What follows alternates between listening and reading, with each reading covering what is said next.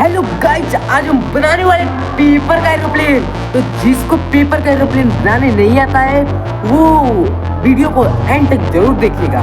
और देखिए गाइस, हम कुछ इस प्रकार का एरोप्लेन बनाने वाले हैं जो इस इंडिया में, इस यूनिवर्स में कोई नहीं बनाया होगा।